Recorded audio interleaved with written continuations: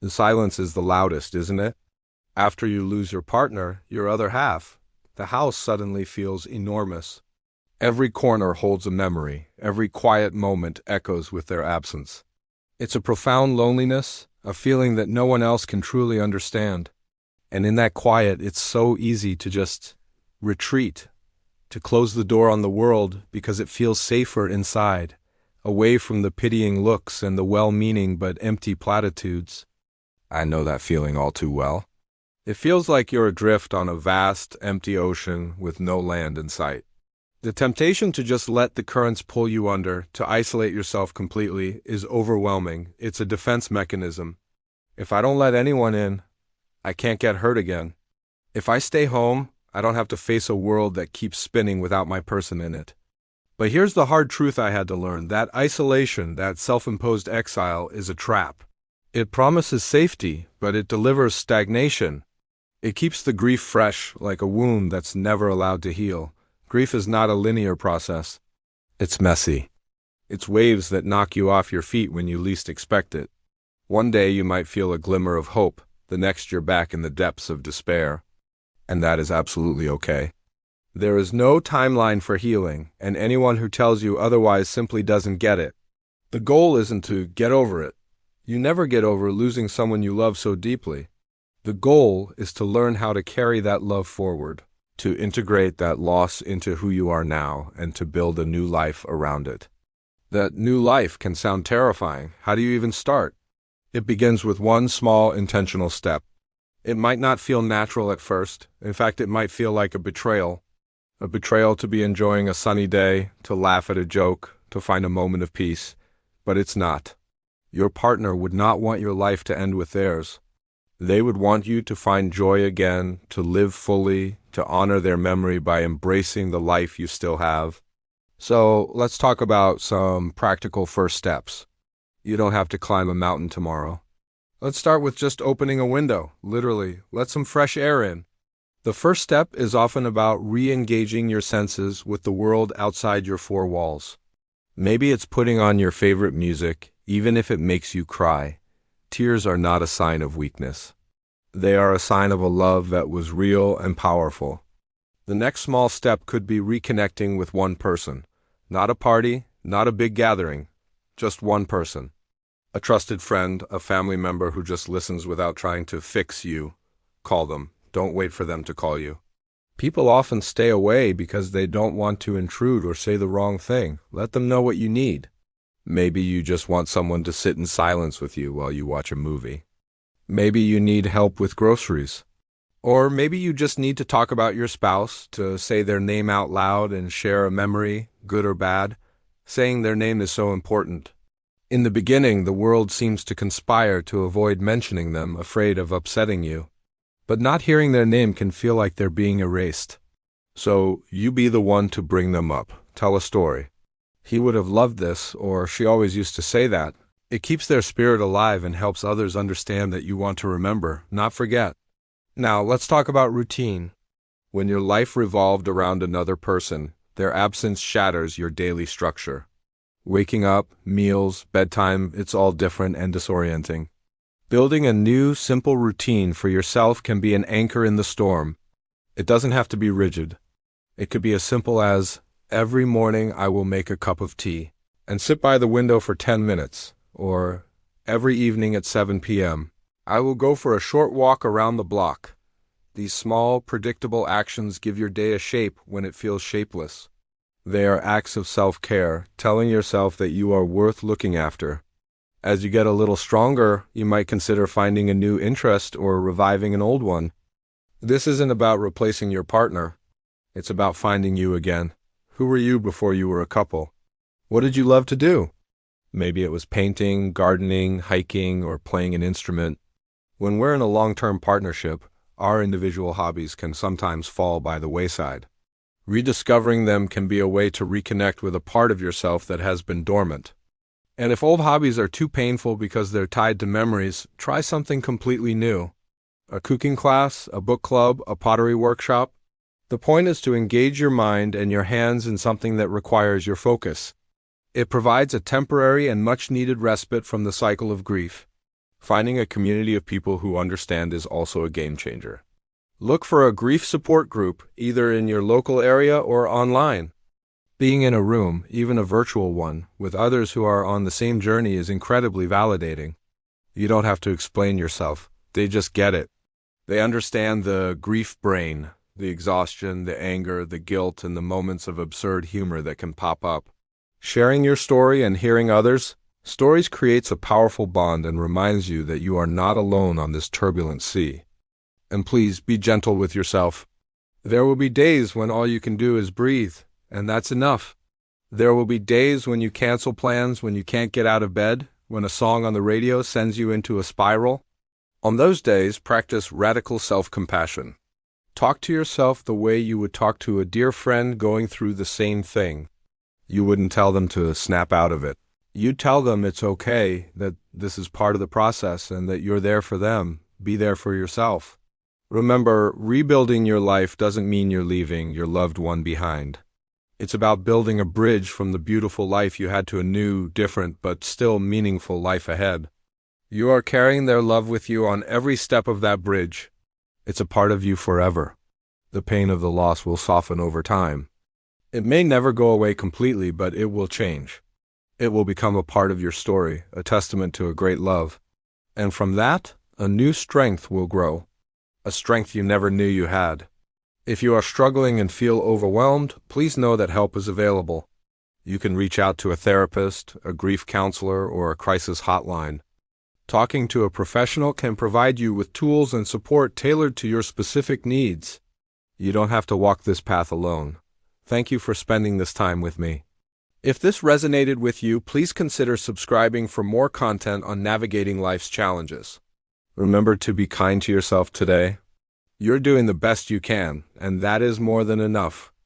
There is another trap that catches many people in the months after losing a spouse, and it is almost the opposite of isolation in some ways.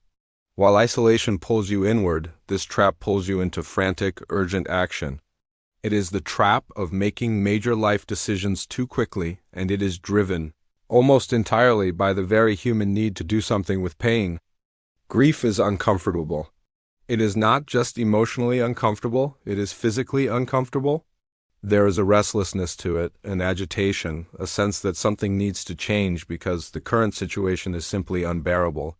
And when we feel that kind of discomfort, our instinct is to act, to move, to change something, to do something that feels like a solution. So people sell their homes. They relocate to be closer to children or farther from painful memories. They give away belongings in a single urgent afternoon. They make financial decisions that will affect the rest of their lives. Some people, driven by loneliness and the desperate need to feel loved again, rush into new relationships long before they are ready. All of these actions feel, in the moment, like steps toward healing. They feel like forward movement, but very often they are not. They are running. And the thing about running from grief is that grief has longer legs than you do. It will follow you to the new city, into the new relationship, through the emptied rooms of the house you sold in a hurry.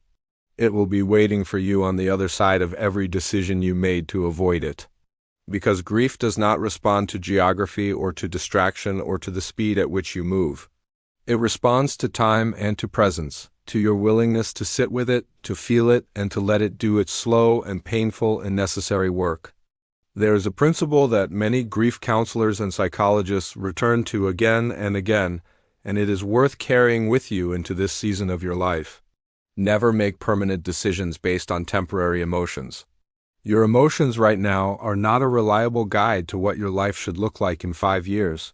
They are intense and real and valid, but they are also in motion, they are changing. And a decision that feels absolutely right in the middle of the storm may look very different once the storm has passed. The guidance that most experts offer is this: try to hold off on major life decisions for at least 1 year after losing your spouse. Not because the first year is a time to do nothing, but because it is a time to stabilize, to find your footing in the new shape of your life, to discover what you actually need and want when the most acute phase of grief has softened enough to let you think clearly. This applies to your home, your finances, your relationships, and your sense of identity. All of these things will need to be renegotiated in the wake of this loss. But they do not all need to be renegotiated at once, and they do not all need to be renegotiated right now. Give yourself permission to keep things stable while you grieve. You are not being passive. You are being wise. Now let us talk about health, because this is perhaps the most quietly serious of all the traps we are going to discuss today. After losing a spouse, the neglect of physical health is incredibly common, and it is incredibly dangerous. And it happens in ways that are so gradual, so understandable, that many people do not even notice it happening until the damage is already significant. When your spouse was alive, your health was probably, at least in part, a shared concern. They noticed when you were not eating well. They encouraged you to see the doctor. They were part of the daily routines that kept your body functioning, the shared meals, the walks together, the simple accountability of having another person present in your life. When that person is gone, all of that scaffolding disappears. Many widows and widowers stop eating properly. Some lose their appetite entirely. Grief has a way of doing that, of making food seem irrelevant when the person you used to share it with is no longer there. Others find themselves eating poorly simply because cooking for one feels like a reminder of everything that has been lost. The table set for two that now only needs one place setting, the recipes that made enough for both of you, the habits of nourishment that were always built around a partner. Sleep becomes disrupted, exercise falls away. Doctor's appointments get missed or postponed because going alone feels harder than it should, or because in the depths of grief, there is a part of you that has stopped feeling like your own health is a priority. That part of you needs to be challenged. Gently, but firmly, it needs to be challenged. Your health is the foundation on which every other part of your recovery is built. Without it, you cannot grieve well. You cannot reconnect with people. You cannot make good decisions. You cannot find your way back to any kind of joy or purpose. Your physical body is not separate from your emotional life. It is deeply intertwined with it. When you neglect your body, your mood suffers, your thinking becomes foggy, your resilience weakens, and the grief that was already heavy becomes heavier still. So this is not simply advice about vegetables and exercise. This is about treating your life as something worth protecting, because it is. Your life has value, not because of what you can do for others, not because of the role you play in someone else's story, but in and of itself. You matter. Your years ahead matter. And choosing to take care of the body that carries you through those years is one of the most powerful acts of self-respect you can perform. Start with the smallest possible step. Drink a glass of water in the morning. Eat one proper meal today. Take a 10-minute walk. Make the phone call to schedule the doctor's appointment you have been putting off. These are not big things. But in the context of grief, they are everything. They are a message from you to yourself. I am still here, I still matter, and I am choosing to continue. There is something else that needs to be said, and it requires a certain amount of tenderness to say it, because it touches on something deeply human and deeply understandable. After losing a spouse, it is natural, it is more than natural, it is inevitable to live in memory. The mind goes back. It replays conversations, recreates moments, reaches for the texture of a life that was shared and is now over. Memory becomes a refuge, and for a time, that refuge is necessary and healing. But there is a point at which memory can become a prison, and that point is when it becomes your only dwelling place. When the past is not something you visit occasionally for comfort and for gratitude, but something you live in exclusively because the present feels too painful and the future feels too empty. When you have preserved the home so completely in the image of what it was that there is no room for what it might become, when the grief of remembering has stopped being a bridge between who you were and who you are becoming, and has instead become a wall. This is one of the hardest things to say and one of the hardest things to hear, because honoring memory feels like love. Keeping everything the same feels like loyalty, and the idea of moving forward can feel in those raw and tender months like a kind of betrayal, as if allowing yourself to feel okay or to experience something good or to build something new is somehow an erasure of the person you lost. But it is not. It is the opposite. The person you loved spent years of their life contributing to who you are. Their patience, their humor, their kindness, their way of seeing the world, all of that is woven into you. You carry them. Not in the objects they left behind, not in the rooms preserved exactly as they were, but in the person you have become through the years of loving them. That cannot be taken from you. That is not going anywhere. And it does not require you to stop living in order to keep it. Your spouse was a chapter of your story. A long chapter, a beautiful chapter, a chapter that changed everything about the story itself. But it was not the last chapter. The book is still being written. And what gets written in these remaining pages depends more than anything on the choices you make about how to engage with your own life going forward. There is still so much that is possible for you, not in spite of what you have been through, but because of it. The person who has loved deeply and lost deeply carries a kind of wisdom and a kind of capacity for gratitude that people who have never known that depth of love simply do not have. You know what matters, you know what is precious, you know how quickly things can change. And that knowledge, painful as it was to acquire, is also a gift. Use it. Let it guide you toward the things that are truly worth your time and energy in the years ahead. Let it help you be more present with the people you still have. Let it soften any tendency toward pettiness or grudge-holding or the postponement of joy. Let it remind you, on the days when grief is heaviest, that you have already survived one of the hardest things a human being can survive, and that survival is not nothing. It is, in fact, everything. Now let us come back one final time to the question of connection. Because everything we have talked about today, the isolation, the rushed decisions, the health, the grip of the past, all of it leads back, ultimately, to this, to the question of whether you will allow yourself to remain part of the human community, whether you will keep your heart open to the possibility of warmth, of friendship, of meaning found in the presence of others. You do not need to rebuild a large social world.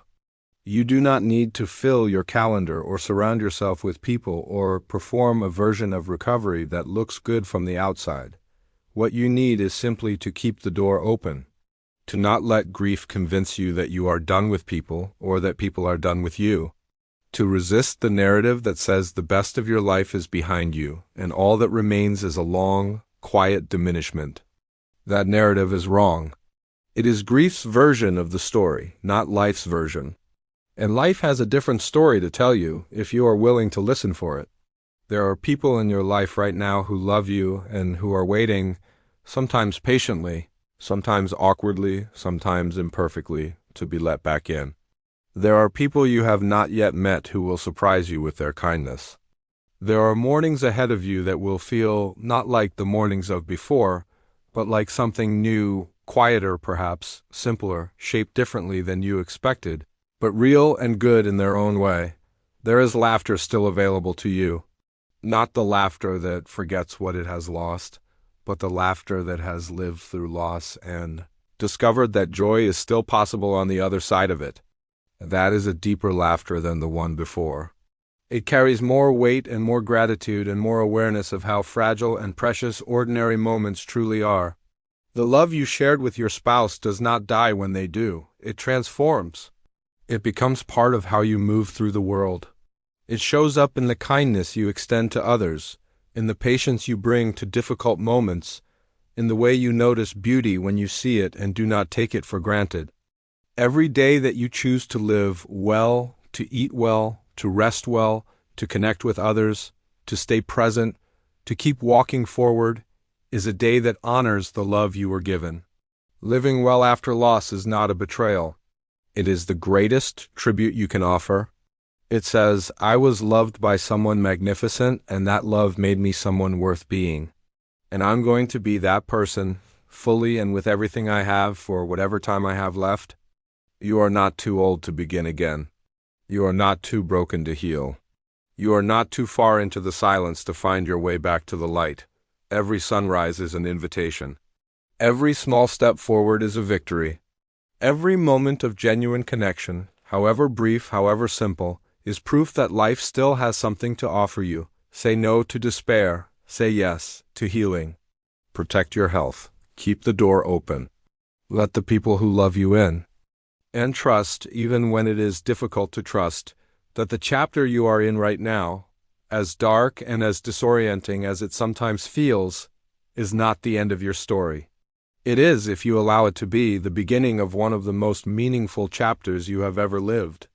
The one where you discover, perhaps for the first time, who you are entirely on your own and find that who you are is more than enough. Thank you for being here today and for having the courage to spend time with these ideas. If any of what was said today reached you, please take a moment to share one thought in the comments below. Your words matter, your experience matters. And you are not alone in any of this. Take care of yourself. You have earned that.